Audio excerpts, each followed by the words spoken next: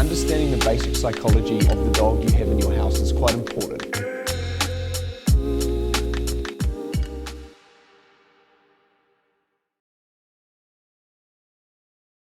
Hey guys, we're here with Aang. Aang is a rescue dog we've got here at the moment. So he is a dog we are rehoming. So this is his first leash session with us here at Good Dog Training. And you're going to see me kind of break it down into different elements to kind of clarify exactly what it is we're doing. We've got some high value rewards, which we'll be using as our primary reinforcer. And we'll have the yes as our marker word, which is our secondary reinforcer. So what the dog is learning is that the word yes equals access to our primary, which is food in this case. Other primary reinforcers we could use could be affection, it could be praise, it could be a toy. Those are all forms of primary reinforcers. Cool. So I've got Aang just on a slip leash here.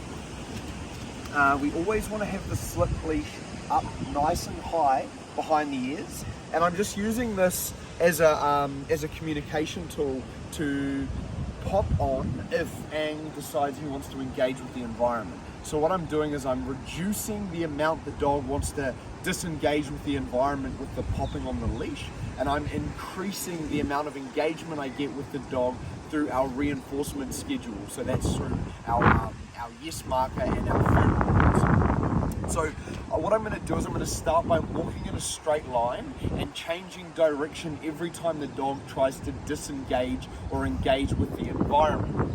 When he engages with the environment, I'm going to say a verbal cue like heel, and if he doesn't respond, I'm going to pop him on the leash, and then I'm going to mark yes and reinforce when he looks at me. Okay, and then I'm going to shape this up into a focused heel on leash. So first step, walk in a straight line, wait for the dog to disengage. Heel. Yes, marking a walk.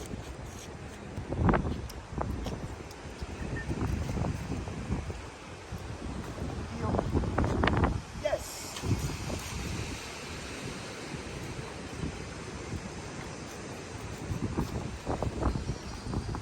Heel. Hop. Yes. Notice how I give a clear pause, so I'm letting him make the decision. Heel, clear pause. Yes, no pop required that time. So because I gave him the chance to respond, it allowed me to reduce the amount of corrections needed during the training session.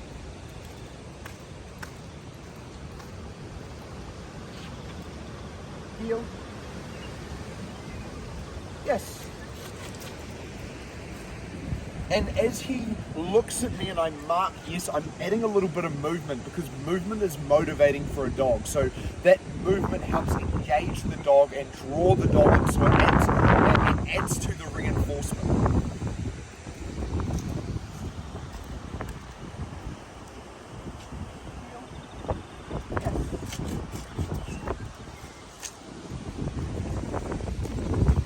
Heel. Yes.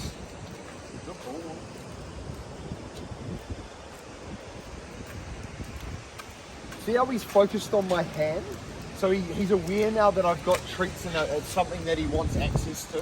So it's important that he learns that the reinforcement is only happening because of me. It's not about the it's not about the food, it's about the engagement with me. Good. So good is another secondary reinforcer which leads to the yes marker.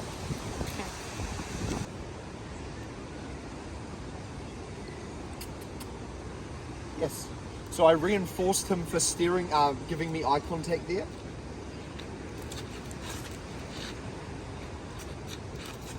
And at the same time, I'm trying to teach him impulse control. Yes. And then once he starts to behave himself, I might go back to trying to teach him the heel command. Sit. Sit. Yes.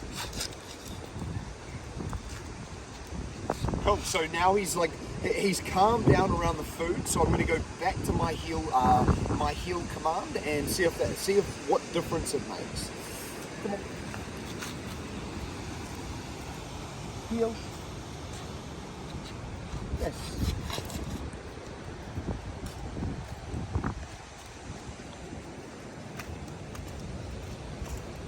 Heel. Yes.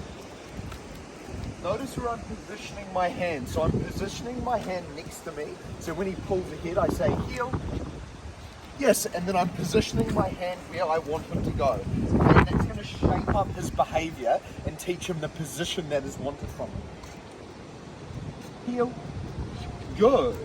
Yes. So that was a way I could chain the behaviors. So I'm saying good, marking you've done the right thing, but you haven't quite got into position yet. So what I'm saying is good means continue doing what you're doing, but you're about to get reinforcement. So you're closer to getting access to that reinforcement. Heel. Good.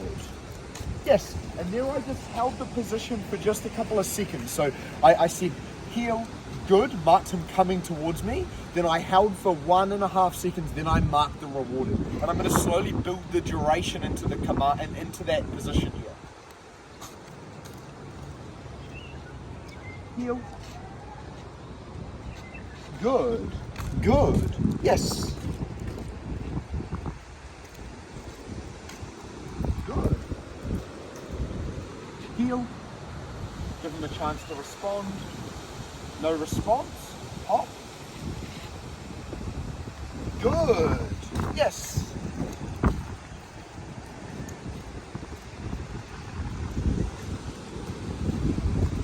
Heel.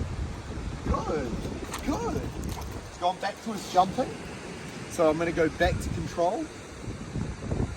I can mark and reinforce as he looks at me. All four. Yes. All 4 paws on the ground, so I'm looking for that focus on me rather than the food. Good. Very smart dog. Heel. Good. Heel. Clarify it. Heel. Good. Yes. Every rip's not going to be perfect, and that's fine when we're learning. Remain patient. Heel. Yes. Since he started struggling a little bit, I took a good marker out and I've just gone to reinforcing him straight away. So sometimes you'll move forward too quickly, or sometimes you'll move forward because you feel like the dog's doing really well, and then you might need to take a step back to what you were doing previously, and you might do that 3 or 4 times just to clarify it to the dog till he gets it right. Okay, so I'm adapting to the dog. I'm constantly responding to how the dog is responding to me. I'm not just going out going, oh, it's not working, there's something wrong with the dog. I'm constantly putting it on myself. How can I adapt myself to the dog to make it easier for the dog to understand? And in this case, when we take the approach of the learner's always right. So in this case, the dog is the learner, I'm the teacher. Heel. Heel. Yes. Good. Heel. Yes.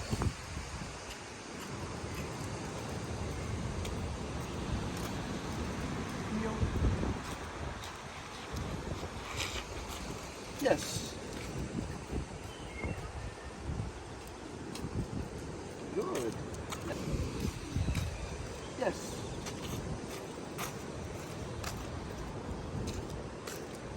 So as the environment changes and things change in the environment, once again, I'm going to adapt to the dog. So a distraction appeared behind the bushes over there. He's become distracted. So now we've got something that's completely changed in the environment. I'm expecting I'm going to have to adapt to that. So now he's more distracted. I may increase the amount of corrections on the leash may increase over, say, 30 seconds to a minute period, as long as it takes to snap him out of this distraction. And then I should see the number of pops on the leash decrease and more opportunities for me to reinforce. So all I'm doing is I'm shaping the dog's behavior. I'm discouraging the dog becoming distracted from the distraction, and I'm encouraging the dog refocusing on me. And it's going to be like this for a period of time, and as you increase the level of distraction, so the amount of things around you within the environment, we're going to see more and more of this. So we're constantly adapting and saying, is this environment too distracting for the dog? Am I overwhelming the dog? Because if you are, you're going to see the number of corrections increase, and we're constantly monitoring that. We don't want we don't want to put the dog under too much stress, so we're constantly correcting the dog. That will be a sign that the environment is too stressful for the dog.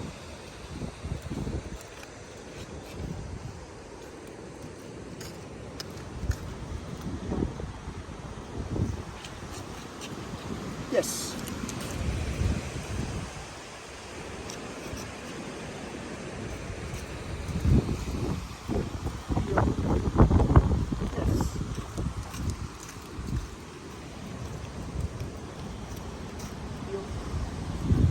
Yes.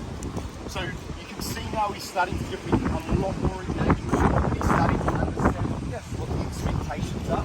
And this has happened from a number of reasons. I've made it very clear to him how he can avoid being popped on the leash. Okay, so every correction I've given him has been very, very predictable for him. And that's important. You can't just go out putting a slip lead on your dog and make the corrections unpredictable. So when I say unpredictable, the dog doesn't understand how it can avoid being corrected. Okay, and then I've made it very clear. I've given a lot of reinforcement for what I do want. So predictable punisher in this case. So punisher being off the leash, which equals reduction in behaviour, and then very clear reinforcement for behaviours I do want. So on a very high rate of reinforcement. So I've made it very clear to the dog, hey, if you continue to do X, good things happen. If you do Y, we're putting that on extinction. Let's go.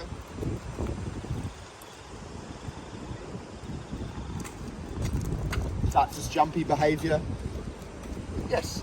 So now he's started to learn that jumping up isn't going to get him access to the reinforcement. So he's just by me ignoring that, which is negative punishment, he is stopping the behaviour a lot quicker, so the duration of the behaviour is shorter, which means I can now reinforce when he has all four paws on the ground. So what I'm saying is, when you want access to this, that's fine, but you're only going to get access to it once you give me the behaviour that I want. I like the fact he's engaging with me, it's just on my team.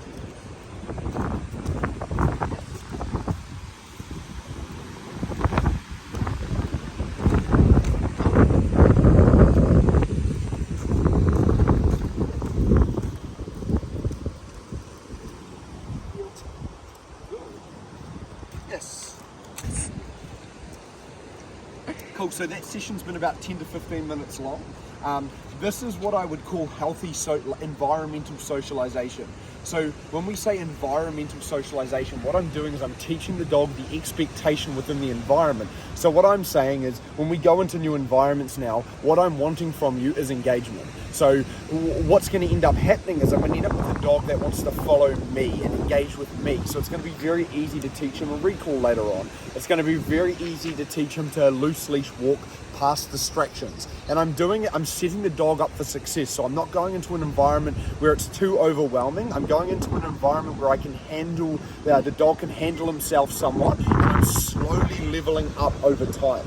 And I'm going at the dog's pace. So dog training takes time. It's important that we're patient with the dog and fair to the dog, and that's what's going to get you long-term success. So I hope you like this video. This is a really good start to your training, and this is the first drill we do with all dogs.